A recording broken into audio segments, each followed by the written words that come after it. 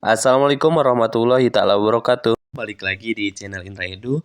Nah, dalam kesempatan kali ini kita akan belajar bareng lagi yaitu tentang materi mata pelajaran Pendidikan Pancasila kelas 8 SMP MTS Sederajat. Adapun yang akan dibahas pada video kali ini adalah terkait dengan full ringkasan materi bab 4 kelas 8. Nah, sebelum kita lanjut kepada pembahasan, mari subscribe terlebih dahulu, like, komen, dan boleh share kepada rekan-rekannya supaya kita semua bisa menebar manfaat yang lebih banyak lagi. Langsung saja kita bahas pada materinya. Nah, di mana materi yang pertama yaitu terkait dengan kebangkitan nasional. Nah, sebagaimana kalian sudah dipelajari sebelumnya bahwasannya kebangkitan nasional ini diawali dengan lahirnya kebijakan politik etis. Nah, politik etis dari penjajah Belanda yang melahirkan generasi terpelajar yang menyeluruh semangat persatuan dan nasionalisme. Nah, terkait dengan politik etis ya, politik etis ini disebut juga dengan politik apa? Politik balas budi ya. Nah, politik etis atau politik balas budi ini memiliki berapa program? Ya betul, ada 3 program ya, ada 3 program. Ada 3 program, di mana program yang pertama itu adalah edukasi. Program yang pertama adalah edukasi, yang kedua adalah migrasi, dan yang ketiga adalah programnya itu adalah irigasi. Nah, ini adalah 3 program dari politik etis atau 3 program dari politik balas budi. Nah, atas desakan berbagai pihak, maka akhirnya pemerintahan Belanda pada waktu itu menerapkan politik ini ya, atau disebut juga dengan politik balas budi. Nah, politik balas budi bukan hanya untuk kepentingan rakyat Indonesia, melainkan untuk kepentingan pemerintahan Belanda. Jadi dengan adanya politik ini, yang diuntungkannya itu bukan masyarakat Indonesia, melainkan masyarakat Belanda. Nah, contohnya apa? Yaitu irigasi. Nah, contohnya terkait dengan irigasi. Nah, irigasi dibangun untuk kepentingan pengairan perkebunan milik Belanda. Lalu juga pembangunan sekolah atau edukasi bertujuan untuk menyediakan tenaga terampil dan juga tenaga murah pada waktu itu. Nah, di sisi lain, pembangunan sekolah melahirkan dampak positif bagi bangsa Indonesia, yaitu apa? Yaitu munculnya masyarakat terdidik atau mulai membangun atau mulai memiliki pemahaman-pemahaman dan kesadaran-kesadaran akan kondisi bangsa Indonesia yang sebenarnya. Nah, bangsa Indonesia saat itu kondisinya itu masih kurang pintar gitu ya, atau masih terbelakang gitu ya, dan kemiskinan merajalela. Mereka yang mengenyam pendidikan dan sadar akan nasib bangsanya selanjutnya menjadi tokoh-tokoh kebangkitan nasional. Nah, yang berikutnya yaitu semangat persatuan dan nasionalisme melahirkan berbagai organisasi pergerakan dan kepemudaan yang puncaknya lahirnya Sumpah Pemuda.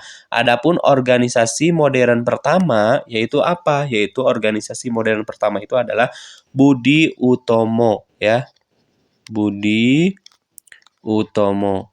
Nah, Budi Utomo ini adalah merupakan organisasi pertama ya yang ada di Indonesia, yaitu yang bersifat modern atau bersifat nasional gitu ya, berbentuk modern. Yaitu organisasi dengan pengurus yang tetap, ada anggotanya, ada tujuannya, lalu juga ada program kerjanya.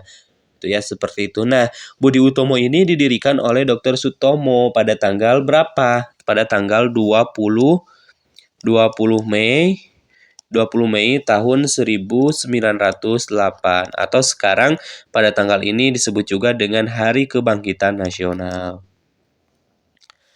Lalu, nilai-nilai luhur yang terkandung dalam Sumpah Pemuda diantaranya ada nilai persatuan, rela berkorban, cinta terhadap tanah air dan bangsa, semangat persaudaraan, mengutamakan kepentingan bangsa, menerima dan menghargai perbedaan, semangat gotong royong dan kerjasama.